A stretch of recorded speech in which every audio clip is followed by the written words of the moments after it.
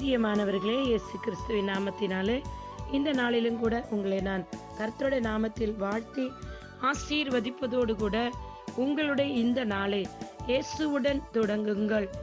Start your day with Jesus என்று சொல்லி உங்களை இந்த நாளில் வேத வசனத்தோடு கூட உற்சாகப்படுத்த விரும்புகிறேன். பார்க்கலாம். சங்கீதம் 92:3 வசனம். காலையிலே உமது கிருபையும் இரவிலே உமது சத்தியத்தையும் அறிவிப்பது நலமாயிருக்கும். எனக்கு அருமையானவர்களே, அதிகாலையில் என்னை தேடுகிறவர்கள் கண்டடைவீர்கள் என்று என் தேவனாகிய கர்த்தர் நமக்கு வார்த்தையை கொடுத்திருக்கிறார். அந்த அதிகாலையில் நீங்கள் கர்த்தருடைய முகத்தை நோக்கி பார்க்கும் பொழுது அந்த நாள் முழுவதற்குரிய பலனையும் சத்துவத்தையும் வல்லமே நாம் பெற்றுக்கொள்கிறோம். பெரியமானவர்களே, ஏனென்றால் இன்றைக்கு நீங்கள் உலகத்தில் பார்ப்பீர்கள் என்றால் எத்தனையோ வீடுகள்ல காலையில் ஏந்திரித்த உடனே டிவியை பார்ப்பதும் மொபைல்ல பார்ப்பதும் இன்னும் செய்தித்தாள்களை வாசிப்பதும் தான் வழக்கமாய் காணப்படுகிறது. ஏனென்றால் இந்த நாட்களில் உலகத்துல என்னெல்லாம் நடக்குதோ அதெல்லாம் செய்தித்தாளுங்களும் சரி, டிவி நியூஸ்ல சரி, இன்டர்நெட் மூலம் வருகிறது. அதையெல்லாம் நான் வேண்டாம் என்று சொல்லவில்லை. அவைகள் எல்லாம் நான் அறிந்திருக்க வேண்டும். அவை எல்லாம் நம்மளை விழிப்புணர்வுக்காக கொடுக்கப்படுகிறவர்கள். அவை எல்லாவற்றையும் நீங்கள் முதலில் கர்த்தராகிய தேவனுக்கு இடம் கொடுத்து விட்டு முதலில் அவருடைய முகத்தை நீங்க நோக்கி பார்க்கும்போது இது எல்லா பேரழிவுகளுக்கும் அது பாருங்கள். தொலைக்காட்சியை நம்ம திறந்துட்டோம் அப்படின்னா இந்த நாட்கள் பார்க்கிற அதிகான கொலை, கொள்ளை, திருட்டு, இல்லையா வாலிப பிள்ளைகள், இல்லை சின்ன பிள்ளைகளை இல்லையா கொல்லுகிறது, இப்படிப்பட்ட காரியங்கள் அதிகமாய் நாம் பார்க்க முடிகிறது. பிரியமானவர்களே, அதை பார்க்கும்போது ஒவ்வொருத்துக்குள்ளும் கோபம், வெறுப்பு, எரிச்சல், பயம், கலக்கம் வருகிறது.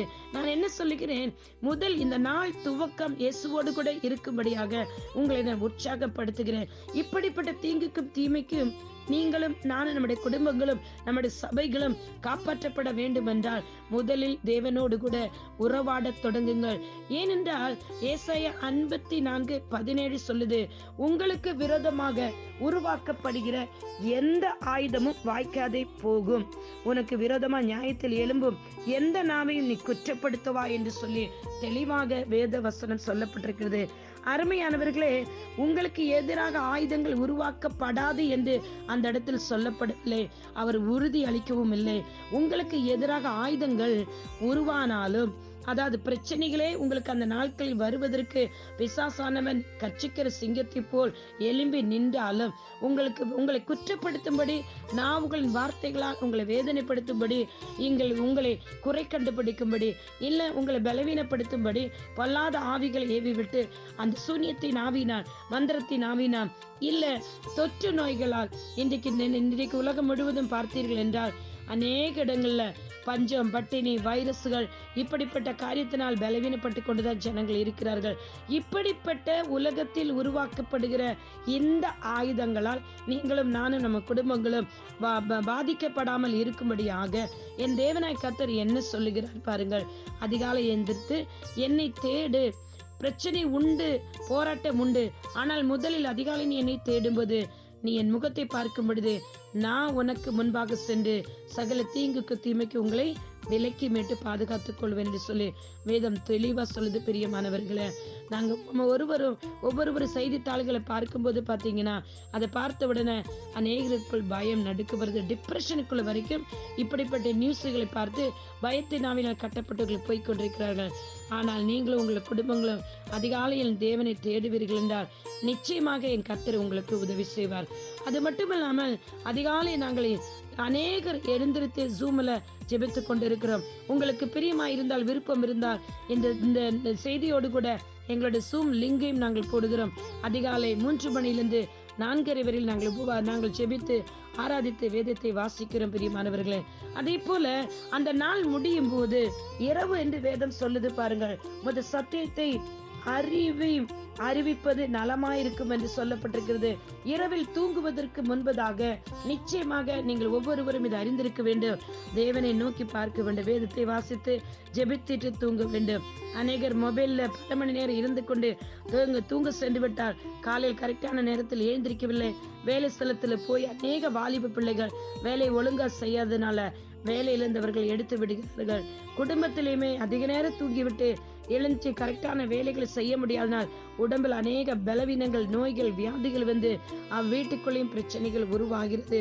பிரியமானவர்களே, நீங்கள் அதிகாலையிலும் சரி, இரவு படுத்து தூங்குவதற்கு முன்பதும் சரி, தேவனை நோக்கி பார்த்து ஜெபித்து வேதத்தை வாசித்து நீங்கள் சாயங்கால வேளைகளில் கர்த்தருடைய பந்தியிலும் நீங்கள் பங்கு கொள்ளும் போது அவருடைய சரீரத்திற்கு அந்த வலிமையானது, அந்த பலனானது உங்களுக்குள் வரும். நிச்சயமாக கர்த்தருடைய பந்தியில் நீங்கள் பங்கு கொள்ளுவீர்கள் என்றால் அவர்களுக்குள்ள இருக்க அந்த தெய்வீக சுகம், தெய்வீக ஜீவன் அது உங்களுக்குள் ஆக, அவருடைய பந்தியில் நீங்கள் பங்கு கொள்ளும் போது நிச்சயமாக அவர் உங்களுக்குள் வந்து வாசம் பண்ணி இயேசுக்கு இரத்தத்தினால் நீங்கள் மூடப்பட்டு அவருடைய சரீரத்தில் அவருடைய தழும்புகளை குணமாக்கப்படுவீர்கள்.